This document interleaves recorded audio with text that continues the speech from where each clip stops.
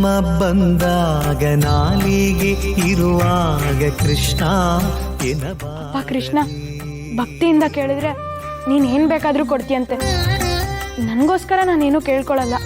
ನಿನ್ ಪ್ರಸಾದ ಅಂತ ಈ ಅವಲಕ್ಕಿನ ಆ ತಾಯಿಗೆ ತಿನ್ನಿಸ್ತೀನಿ. ಅವ್ರ ಕಾಯಿಲೆನ ವಾಸಿ ಮಾಡು, ಆಯ್ತಾ?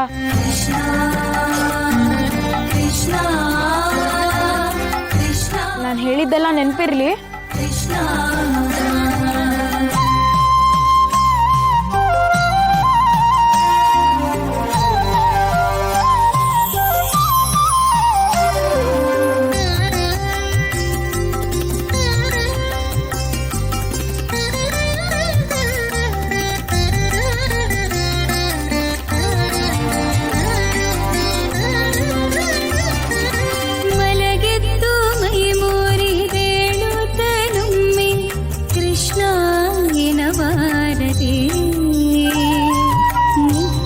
ಸುಳಿದಾಡುತ್ತ ಮನೆಯೊಳಗಾದರು ಕೃಷ್ಣ ಎನಬಾರದೆ.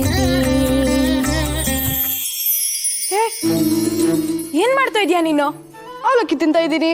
ಕೃಷ್ಣನ್ಗೆ ನೈವೇದ್ಯ ಇಟ್ಟಿದ್ದನ್ನ ನೀನ್ ತಿಂತಿದ್ಯಲ್ಲ, ಯಾರ್ ನೀನು? ಅರೆ, ನಾನ್ ಗೊತ್ತಿಲ್ವಾ ನಿಂಗೆ? ನಾನು ಕಿಟ್ಟಪ್ಪ. ಅವನು ದನ ಮೇಯಿಸೋನು, ನಾನು ದನ ಮೇಯಿಸ್ತೀನಿ. ನೈವೇದ್ಯ ಆದ್ಮೇಲೆ ಅದು ಪ್ರಸಾದನೇ ತಾನೆ, ಅದಕ್ಕೆ ತಿನ್ನಪ್ಪ. ತಪ್ಪ ಅಲ್ಲ, ನಾನ್ ತಿಂದ್ರೆ ಸಾಕಪ್ಪ ಅಂತ ಜನರೆಲ್ಲ ತಂದಿಲ್ಲಿ ಇಟ್ಟು ಹೋಗ್ತಾರೆ. ನೀನ್ ನೋಡಿದ್ರೆ ನನ್ಗೆ ಗದರ್ತಿದ್ಯಲ್ಲ. ನೀನ್ ತಿನ್ಲಿ ಅಂತ ಯಾರು ಇಡಲ್ಲ, ಕೃಷ್ಣ ತಿನ್ಲಿ ಅಂತ ಇಡ್ತಾರೆ. ನೀನ್ ಅದನ್ನ ಕತ್ ತಿಂತಿದ್ಯಾ. ಇದೊಳ್ಳೆ ಕಥೆ ಆಯ್ತಲ್ಲ. ನಿನ್ ಕೃಷ್ಣನು ಕಳ್ಳನೇ. ಅವನು ಬೆಣ್ಣೆ ಕದೀತಿದ್ದ, ನಾನು ಅವಲಕ್ಕಿ ಕದೀತಿದ್ದೀನಿ. ಅವನಿಗೆ ಬೆಣ್ಣೆ ಇಷ್ಟ, ನನ್ಗೆ ಅವಲಕ್ಕಿ ಇಷ್ಟ. ಹೆಂಗೆ? ಅವನ್ಗೆ ಅವಲಕ್ಕಿನೂ ಇಷ್ಟಾನೆ.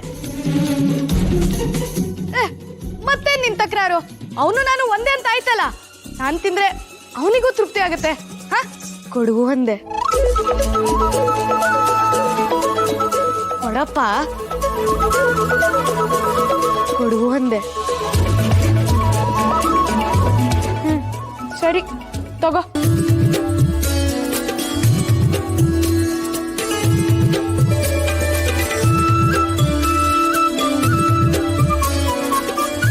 ತುಂಬಾ ರುಚಿಯಾಗಿದೆ. ಇನ್ನೊಂದ್ ಸ್ವಲ್ಪ.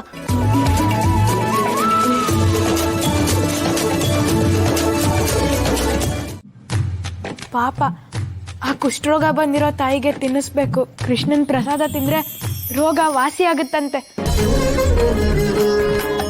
ಇದೊಳ್ಳೆ ಕಥೆ ಆಯ್ತಲ್ಲ. ಆಸೆ ಉಡ್ಸ್ಬಿಟ್ಟು ಸಾಕು ಅಂತ ಹೇಳ್ತಿದ್ಯಾ. ಬೇಸರ ಮಾಡ್ಕೋಬೇಡ ಕಿಟ್ಟಪ್ಪ. ಬೇಕಾದ್ರೆ ನಿಂಗೆ ಆಮೇಲೆ ಬೇರೆ ತಂದ್ಕೊಡ್ತೀನಿ. ನನ್ಗೋಸ್ಕರ ಕೇಳ್ತಾ ಇಲ್ಲ, ಆ ತಾಯಿಗೋಸ್ಕರ ಕೇಳ್ತಾ ಇದ್ದೀನಿ. ಓಹ್, ತಾಯಿ ಅಂತ ಬೇರೆ ಹೇಳ್ತಾ ಇದೀಯಾ. ಅದ್ಯಾಕೋ ನನಗೆ ಈ ಕಾರಣಕ್ಕೆ ನೀನ್ ತುಂಬಾ ಇಷ್ಟ ಇದೆ. ಒಬ್ರಿಗೋಸ್ಕರ ಮಿಡಿಯೋದ್ ನೀನ್ ಈ ಮಾತೃ ಹೃದಯ ಸದಾ ಹೀಗೆ ಇರ್ಲಪ್ಪ. ನೀನ್ ಅನ್ಕೊಂಡಿದ್ದೆಲ್ಲ ನೆರವೇರ್ಲಿ. ಹೋಗ್ಬಾ. ತಡಿ ತಡಿ ತಡಿ, ಕುಷ್ಠರೋಗ ಅಂದೆ ಅಲ್ವಾ? ನಮ್ಮೂರ್ ಕಡೆ ಈ ಅರ್ಶನ, ಬೇವು ಮತ್ತೆ ಪಚ್ಕರ್ಪುರ, ಗಂಧ ಇದ್ರ ಮಿಶ್ರಣ ಮಾಡಿ ಹಚ್ಚಿದ್ರೆ ಬೇಗ ಸರಿ ಹೋಗ್ತಾರಂತೆ. ನೀನ್ ಯಾಕೆ ಪ್ರಯತ್ನ ಮಾಡಬಾರ್ದು?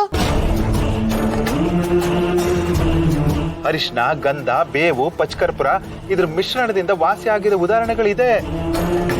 ಆದ್ರೆ ಅದು ಲಕ್ಷಕ್ಕೊಂದು. ಆ ಕಲ್ ಬಂದು ತಿಮ್ಮಪ್ಪನ್ ಗಲ್ಲಕ್ ಬಡ್ದು ರಕ್ತ ಹರಿಯೋಕ್ ಶುರುವಾಯ್ತಂತೆ. ಆಮೇಲೆ ತಿಮ್ಮಪ್ಪನ ಮಹಿಮೆಯನ್ನ ಅರ್ಥ ಗಂಡ ಹೆಂಡತಿ ಇಬ್ರು ತಿಮ್ಮಪ್ಪನ ಕ್ಷಮೆ ಕೇಳಿ ಅವನ್ ಗಲ್ಲಕ್ಕೆ ಗಂಧ ಹಚ್ತರಂತೆ.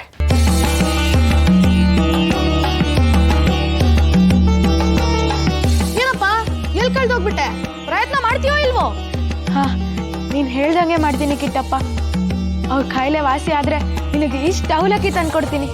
ಇಷ್ಟು ಅವಲಕ್ಕಿ ತಂದ್ಕೊಡ್ತೀಯಾ? ಹಾಗಾದ್ರೆ ಖಂಡಿತ ವಾಸಿ ಆಗುತ್ತೆ. ಹೋಗ್ಬಾ.